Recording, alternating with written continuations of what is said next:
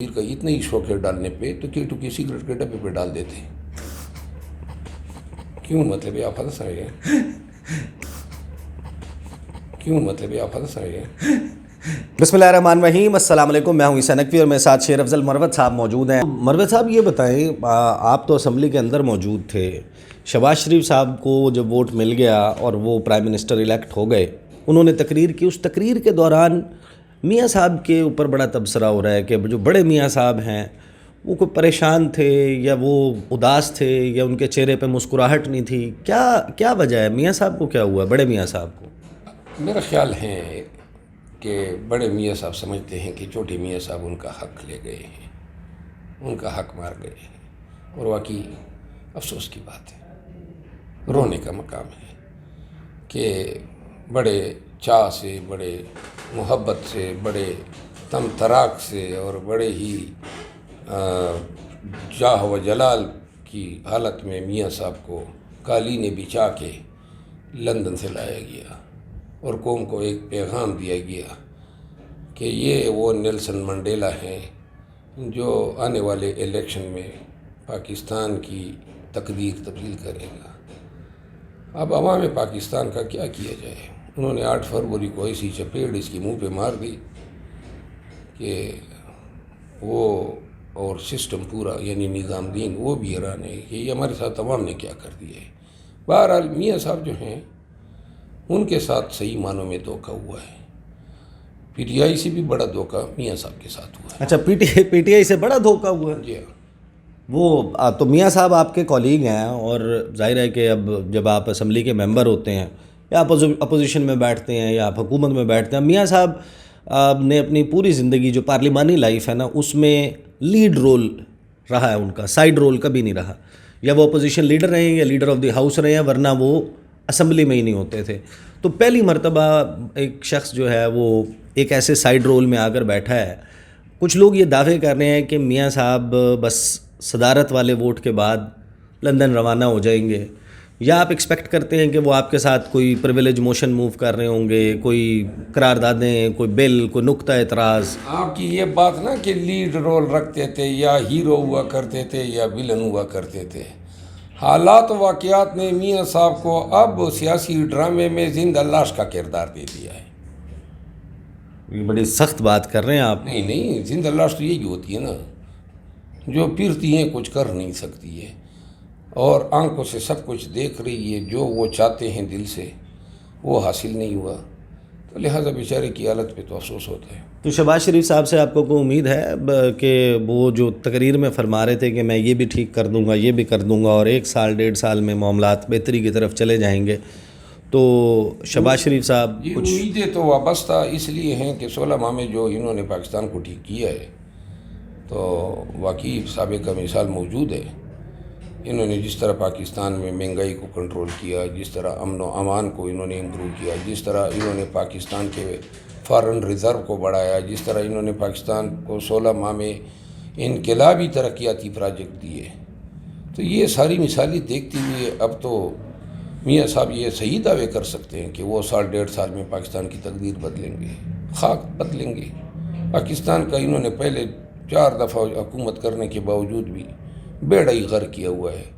نہ یہ ڈالر کو کنٹرول کر سکے، نہ مہنگائی کو کنٹرول کر سکے، نہ پاکستانیوں کی لاٹ کو امپروو کر سکے.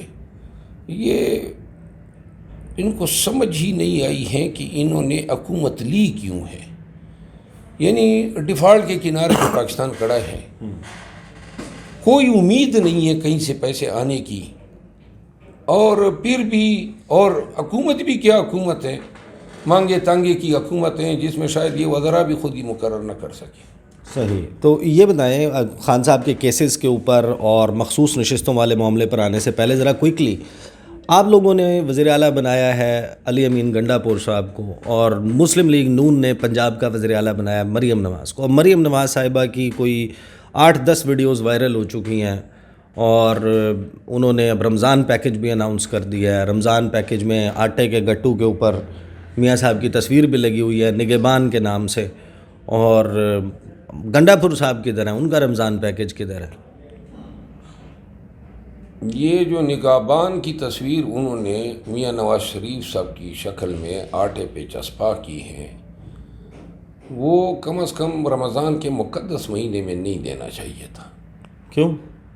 کیونکہ آٹا کھایا جاتا ہے، اور جس کھانے والی چیز کے اوپر یہ تصویر ہو، اور وہ بھی افطاری کے لیے، کیونکہ روٹی تو افطاری میں کھائی جاتی ہے، تو میں تو خود فکر مند ہوں ایسے لوگوں کے روزہ توڑنے کے اس عمل پہ۔ روزہ توڑنے کی بات کر رہے ہیں آپ، میاں صاحب کی تصویر والے آٹے سے کیا؟ دیکھیں نا جی، یہ پہلی بات تو یہ ہے کہ یہ آٹا میاں صاحب کے گھر سے تو نہیں جا رہا ہے۔ میاں صاحب کیا ہیں پنجاب حکومت میں؟ وزیر اعلیٰ نگہبان؟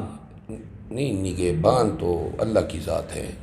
اچھا، وہ تو میاں صاحب جو ہیں کس چیز کے نگہبان ہیں، پہلے آپ یہ بتائیں۔ انہوں نے کہا ہے نون لیگ نے۔ نہیں، میں آپ کو بتاؤں نا، ایک پہلی بات تو یہ بھی اختیارات کا ناجائز استعمال ہے کہ آپ نے میاں صاحب کی تصویر جو ہے وہ سرکاری آٹے کے تیلے پہ ڈال دی۔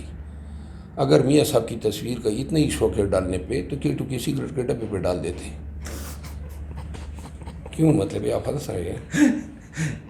دیکھو نا، سگریٹ کی ڈبی میں ڈال دے۔ کیٹو کی سگریٹ کے ڈبی پہ ڈال دیتے، پان کی پیکنگ پہ ڈال دیتے، یا مطلب یہ کہ اور بھی بہت ساری چیزیں ہیں، یہ جو بچے چیون کھاتے ہیں اس پہ لگا دیتے، تاکہ وہ تشہیر چاہتے ہیں نا، اور تو کوئی مقصد نہیں ہے نا، تو لہٰذا بچوں کو بھی پتہ چل جاتا کہ ایسی کوئی شخصیت بھی پاکستان میں ہے۔ نہیں تو پھر تشہیر ہوتی ہے نا۔ آپ کے نام سے میں نے دیکھا ہے کہ وہ جو آپ کا ایک مشہور زمانہ جملہ ہے، اس کے اوپر اب چپس بھی بن گئے ہیں، اور اس کے اوپر پتہ نہیں کیا کیا کچھ آ گئے، وہ پروگرام والا اس کے اوپر وہ آ گئے۔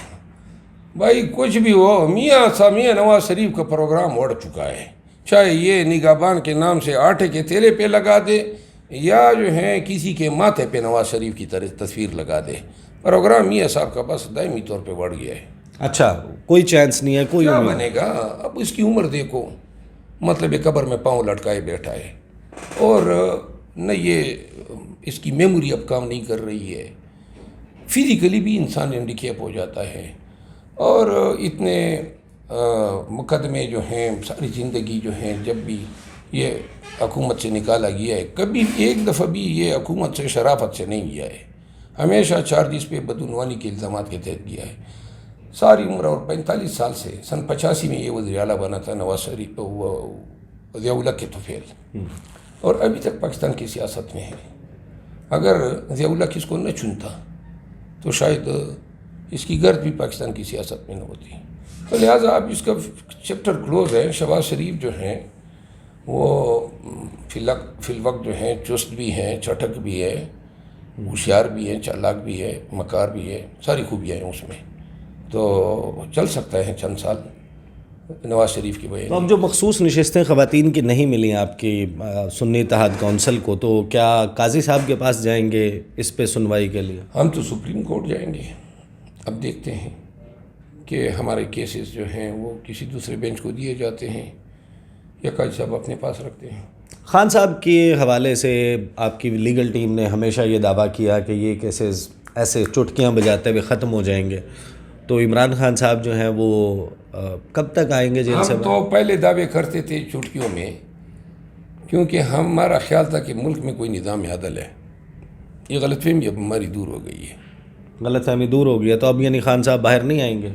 آئیں گے، کیونکہ جو کیسز ہیں وہ لاغر الوجود ہے، ناقص البدن ہے، تو لہٰذا وہ کیسز جو ہیں خان صاحب کو زیادہ دیر تک اندر نہیں رکھ سکتے۔ صحیح۔ فائنلی مجھے یہ بتا دیں، خان صاحب باہر آ جاتے ہیں تو اسی اسمبلی کے لیے ضمنی انتخاب لڑ کے اپوزیشن کی نشستوں پہ بیٹھیں گے، یا کوئی تحریک چلائیں گے اور اس حکومت کو گھر بھیجیں گے؟ خان صاحب شاید اگر باہر آتے ہیں، ہماری خواہش تو ہیں، ہم نے تو حلقہ بھی خان صاحب کے مرضی کے مطابق جو میاں والی کا عیسیٰ خیل کی سائٹ کا حلقہ ہے، جس پہ ہمارے دوست ابھی منتخب ہوئے ہیں جمال حسن خان صاحب، لیکن دیکھا جائے گا کہ جب یہ باہر آتے ہیں اور الیکشن کے لیے کوالیفائی کرتے ہیں اور لڑتے ہیں، تو خان صاحب خود اس کا تعین کریں گے کہ وہ اس موجودہ اسمبلی کا حصہ بنیں گے یا مینڈیٹ ریکوری کے بعد پاکستان کا وزیر اعظم بننا پسند کریں گے. صحیح. شیر افضل مروت صاحب بہت بہت شکریہ. اب یہ پاکستان تحریک انصاف کا گزشتہ چند روز میں ہم نے دیکھا ہے کہ جس طریقے سے اپوزیشن کی ہے قومی اسمبلی میں، اگر صورتحال ایسے چلتی ہے، نعرے بازی ایسے چلتی ہے اور شیر افضل مروت کے تقریر کرنے پہ حکومت خود کورم کی نشاندہی کر کے اجلاس ختم کروا دیتی ہے، تو پھر پارلیمنٹری سسٹم جو ہے وہ آپ کو ایک up and functioning democracy, up and functioning parliament کم از کم نظر نہیں آنے لگی. اب تک کے لیے اتنا ہی، اجازت دیجیے. اللہ حافظ.